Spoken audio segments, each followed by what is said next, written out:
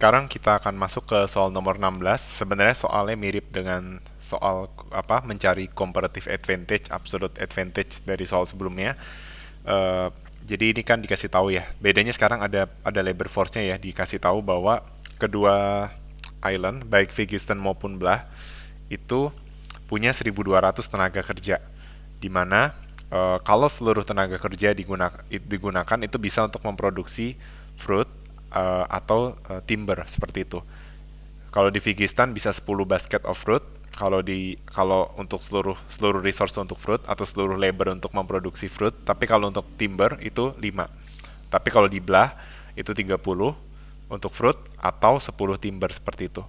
Nah, mana yang memiliki absolute advantage dalam memproduksi fruit uh, dan mana yang mempunyai absolute advantage untuk memproduksi timber.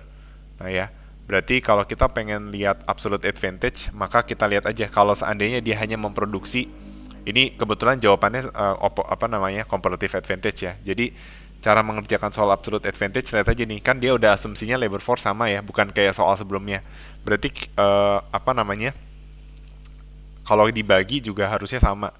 Maksudnya kalau di misalnya ini kan 10 sama 30 ya. Kalau dibagi 1.200 ini perbandingannya juga sama gitu. Makanya nggak usah dibagi 1.200 kayak soal tadi, karena kalau soal tadi kan labornya beda-beda tiap tiap daerah atau tiap village. Nah, ini di tiap country sama 1.200. Jadi, untuk lihat absolute advantage kita cukup bandingin aja. Ini kan sifatnya salah satu ya yang diproduksi. Nah, untuk fruit kita bisa lihat bahwa kalau seluruh resource atau 1.200 pekerja untuk produksi fruit, lebih banyak Blah yang dihasilkan itu sebesar 30 basket. Berarti Blah punya absolute advantage dalam memproduksi fruit. Tapi kalau timber itu juga Blah karena dia bisa menghasilkan 10. Jadi dua-duanya absolute advantage dikuasai oleh Blah baik memproduksi fruit maupun timber. Tapi untuk comparative advantage itu lihatnya dari opportunity cost ya. Udah tahu 10 fruit sama dengan 5 timber untuk Vigistan, kalau Blah 30 fruit sama dengan 10 timber. Maka opportunity cost untuk satu unit fruit itu 0,5 timber, satu unit timber itu 2 fruit. Ya, ini udah tahu lah ya caranya. Dari soal-soal sebelumnya juga udah dikasih tahu. Nah, karena apa? Vigistan punya competitive advantage karena apa? Karena opportunity cost-nya untuk timber lebih kecil ya, di mana dia untuk memproduksi satu timber cukup mengorbankan 2 fruit, sedangkan kalau di Blah itu harus mengorbanin 3 fruit. Karena 2 lebih kecil dari 3, maka Vigistan punya comparative advantage dalam timber. Nah, berarti otomatis Blah itu yang punya comparative advantage terhadap fruit ya, seperti itu. Nah, sekarang disuruh menggambarkan kurva PPF. Nah, saya akan menjelaskan tahapan untuk menggambar kurva PPF. Sebelumnya saya juga sebenarnya sudah pernah menjelaskan cara menggambarkan kurva PPF. Jadi kan kita tahu ya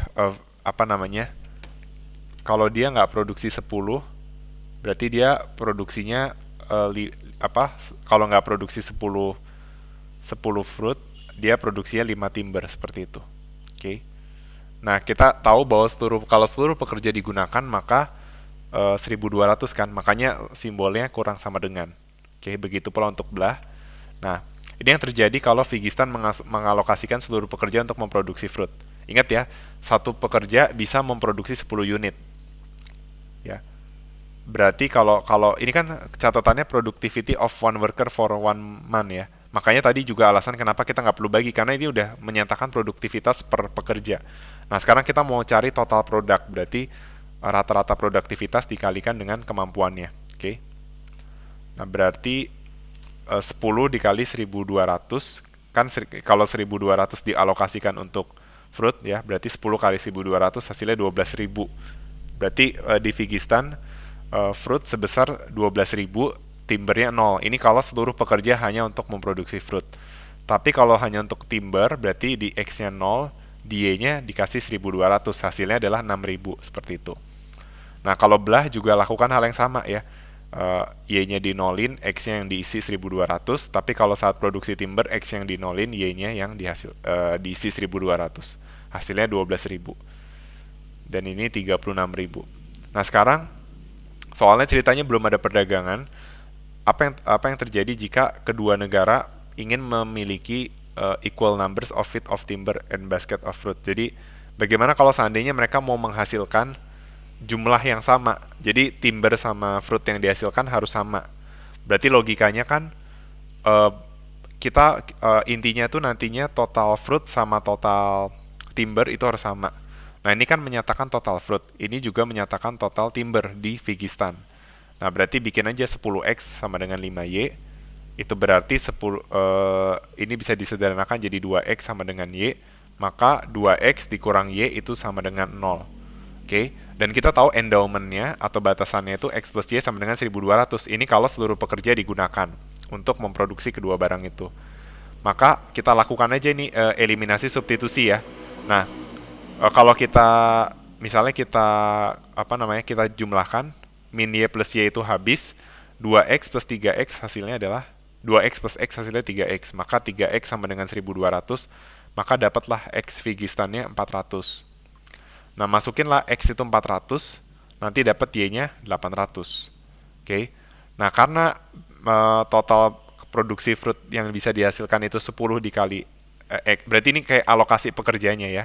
Kalau seandainya mereka mau jumlah timber sama fruitnya sama, maka pekerja di fruit itu harus 400, sedangkan di timber itu harus sebesar 800 pekerja. Maka kuantitas totalnya seperti ini. 10x sama 5y. Terbukti dua-duanya 4000. Begitu pula untuk belah, lakukan hal yang sama. 30x sama dengan 10y. Lalu jadi 3x min y sama dengan 0. X plus y sama dengan 1200. Lalu lakukan eliminasi substitusi ya. Ini misalnya ditambah. Nanti hasilnya 4x sama dengan 1200. Makanya kita bisa dapat x 300, y-nya 900. Dan ini adalah total fruit dan total timbernya masing-masing sebesar 9000 unit. Seperti itu. Nah, kalau digabung, total produksinya itu sebesar 13.000. Karena 4.000 di Figistan, 9.000 dibelah, dijumlah. Begitu pula baik X maupun Y itu dijumlahkan, makanya 13.000 dua-duanya. Ini yang terjadi total produksi kalau mereka tidak melakukan trade. Nah, bagaimana kalau seandainya mereka melakukan trade dan mereka ada spesialisasi? Nah, maka kita mesti tahu dulu bahwa dasar dari spesialisasi itu berdasarkan comparative advantage. Maka kalau berdasarkan comparative advantage, belah akan melakukan spesialisasi untuk fruit, dan Figistan itu akan melakukan spesialisasi untuk timber. Nah, intinya spesialisasi tersebut harus membuat total produksi keduanya lebih besar dari sebelumnya, dan keberadaan perdagangan akan membuat keduanya lebih sejahtera. Ya, melakukan spesialisasi itu bisa saja mengalokasikan seluruh pekerja untuk memproduksi satu jenis barang aja. Jadi misalnya kalau belah itu punya comparative advantage di fruit, lalu melakukan spesialisasi di fruit, bisa saja dia hanya memproduksi fruit.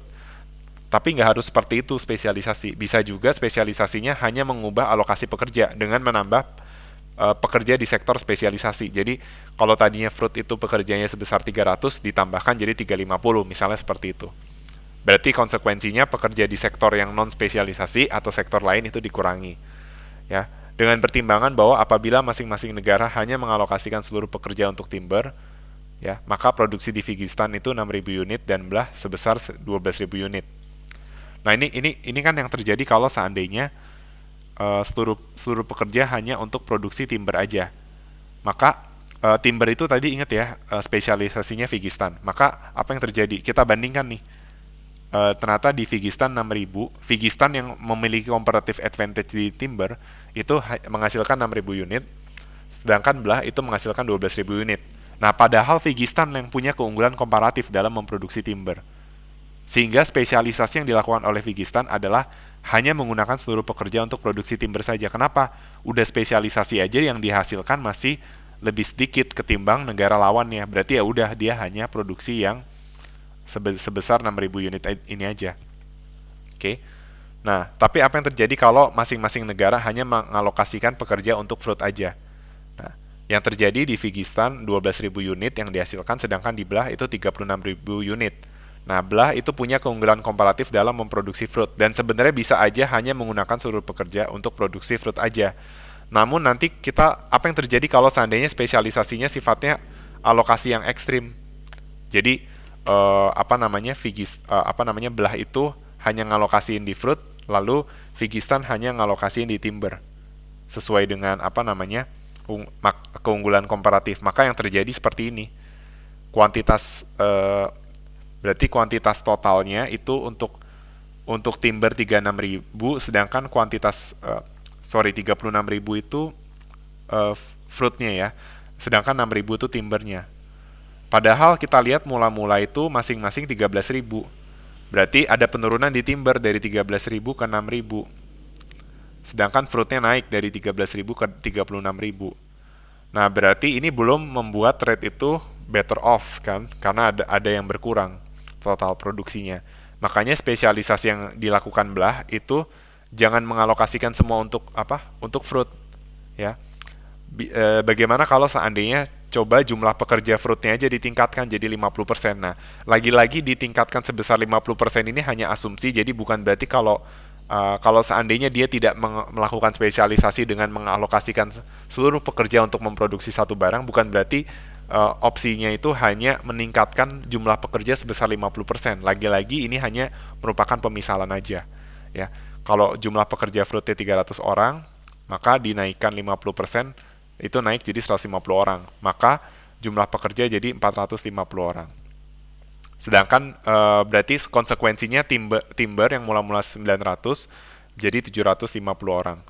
Maka level produksi belah itu jadinya dia menggunakan pekerja jadi 450 sama 750. Dan ini adalah kuantitas yang akhirnya dihasilkan sebesar 13,5 dan 7.500. Ingat, mula-mula mereka produksinya 13.000 dan 13.000 di negara belah ya. Mula-mula 9.000 ya produksinya. Nah, berarti kita bisa melihat bahwa ada penurunan di quantity Y dan quantity X. Quantity X-nya naik, quantity Y-nya yang turun dari 9.000 ke 7.500. Tapi kita mesti tahu bahwa produksi di negara Figistan itu adalah 0 dan 6.000. Di mana mula-mulanya itu Figistan itu adalah 4.000 sama 4.000 ya.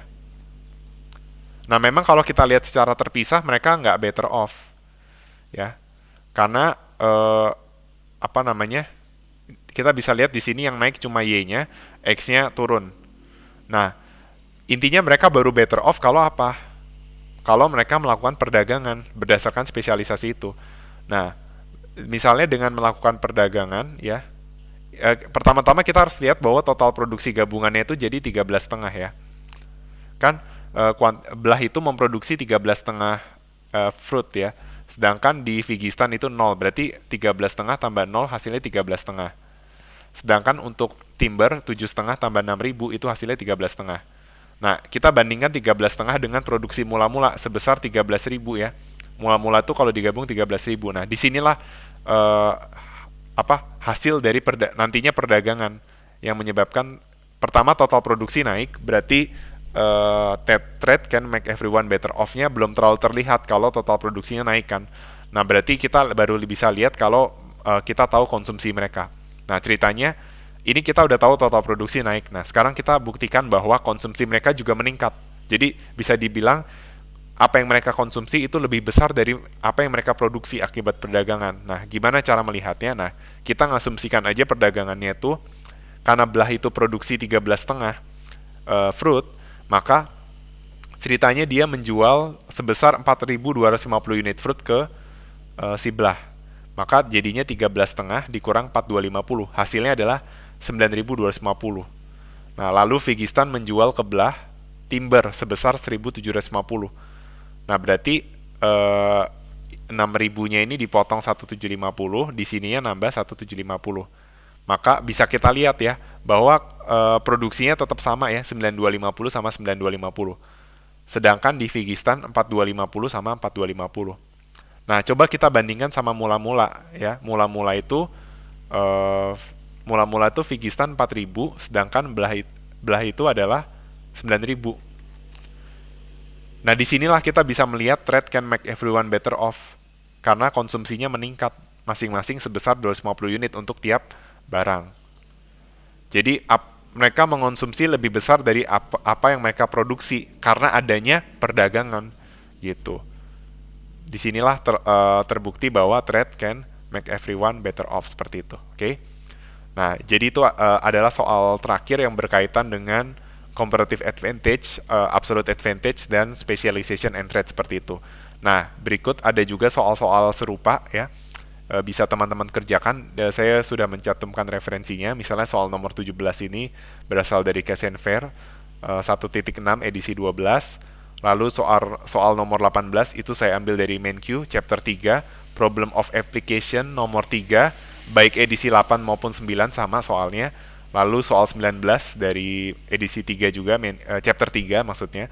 Soal nomor 4, nomor 5 di nomor 20, 21 untuk nomor 6, dan 22 untuk nomor 7, 23 untuk nomor 14. 14 yang cash and fair ya. Nah, kalau yang nomor 23 ini kalian tinggal menebak aja ya, kira-kira dari A sampai F, apa yang terjadi terhadap kurva PPF. Apakah dia akan bergeser ke kanan, ke kiri, atau dia akan titiknya itu berpindah ke dalam kurva PPF. Nah, silakan teman-teman coba jawab.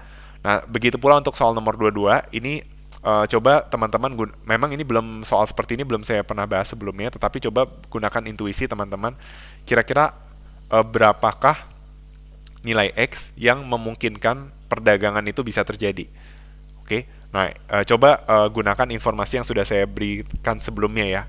Eh, pada saat pada saat kapan harga itu sifatnya menguntungkan bagi trade seperti itu. Oke. Jadi sekian dari penjelasan saya. Terima kasih atas perhatiannya.